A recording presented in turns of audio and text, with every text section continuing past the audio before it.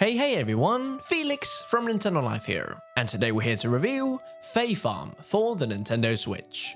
This review was written by the stupendous Kate Gray and converted into video by me.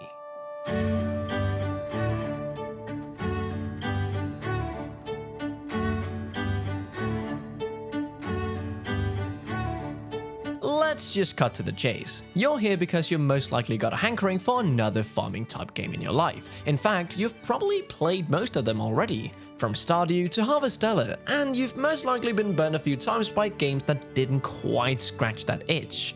Now though, you're wanting to know if Fae Farm, one of the most promising looking farming type games in the past few years, matches up to the hype. The short answer, mostly. The long answer, well, this review.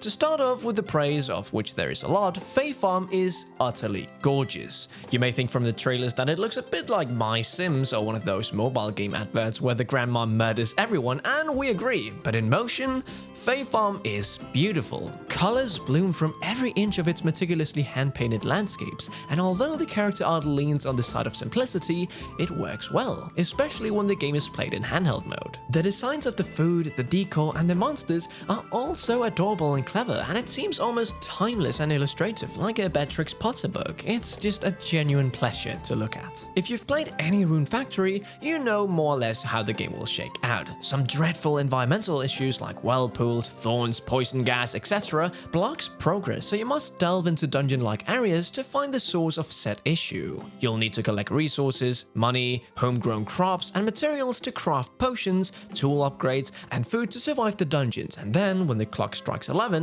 it's time to head home and sleep, rinse and repeat.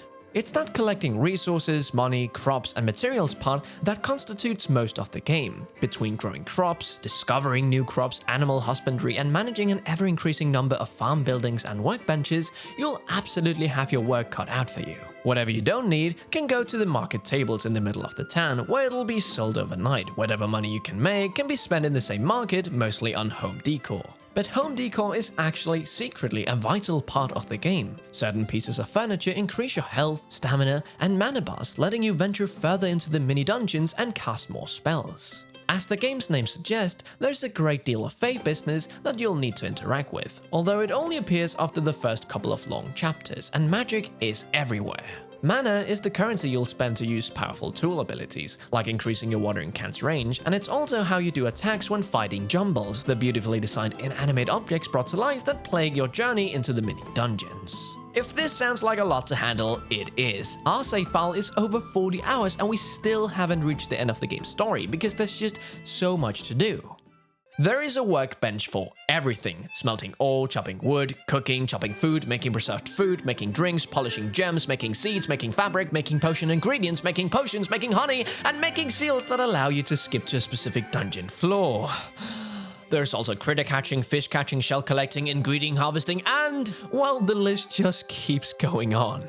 It is in this plethora of systems that Fae Farm's first downfall appears. There's just a lot of stuff to keep track of. On top of the many crafting stations, there's also job quests for pretty much each one of these, plus different biomes with different types of wood, or critters, and grass. There's also different seasonal crops that you can make yourself, and there are at least 4 different farms to unlock, which doesn't sound bad until you realize that each one has its own farming buildings that you can't move, so you need to visit them all every day. No wonder our farmer is always exhausted despite eating 5 baked potatoes an hour. Granted, some of you may hear about all these things to do and start grinning, and we don't blame you. It can be fun to manage a billion little systems, but it did always leave us feeling a little run off our feet at times, and we were never quite in control of it all. But oh, the developers make it so hard to complain. A lot of little tweaks here and there make Fae Farm a relatively smooth experience, not least of which is the auto tool selector. Hover over a plant and it'll change to a watering can automatically. Stand next to a rock and it'll switch to your pickaxe. Your character can also jump and swim around the map, making shortcuts a breeze, or select the NPC they're looking for to get flawless directions. Your calendar keeps track of the events and birthdays, the quest tracker tells you what you're supposed to be doing, and the almanac reminds you of everything you've learned so far. And that whole thing about home decor being the source of your personal upgrades, it's so novel. You can tell the developers have paid attention and they actually care.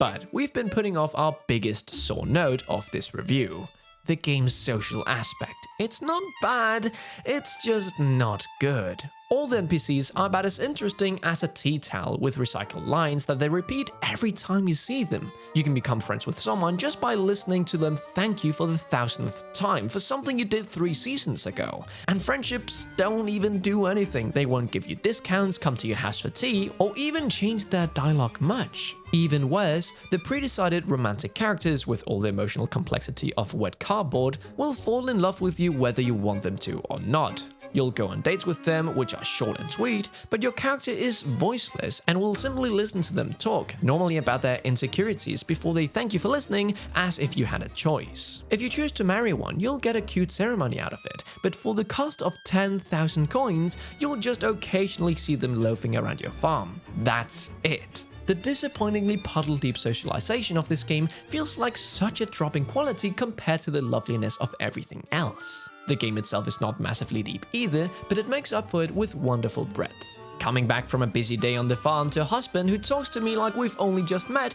seems like a massively wasted opportunity. Also, as you might perhaps expect with a game that has this many systems, there are a few bugs at launch, although the developer Phoenix Labs seems to be really on top of it with patches. One NPC had a permanent quest marker above his head because he wanted to go on a date with us, but then the utterly bastards that we are got married instead. We also can't complete shipping contracts, one of the main ways to get big money, and we experienced a couple of hard crashes too, although the autosave meant that we never lost too much progress. However, as a whole, Fae Farm is a stunning, thoughtful addition to the farming game oeuvre, with so much to do that it'll keep you entertained for a long time. Just don't go in expecting people to be much more interesting than the turnips. So in conclusion, this is a gloriously thoughtful and beautiful farming game that's packed to the brim with detail and charm, but it's unfortunately let down by its lackluster NPCs and social dynamics. But with the rest of the game being so enticing, we're almost willing to let that slide. A handful of bugs, a bit of a grind, and a sinful, boring husband can't quite take that shine of this wonderful, whimsical world that's full of things to do and discover. We here at Nintendo Life give Fae Farm on the Nintendo Switch an 8 out of 10.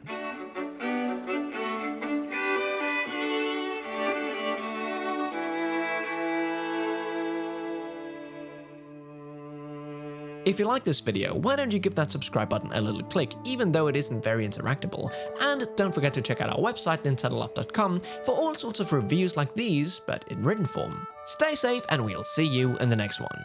Felix from Nintendo Life, out.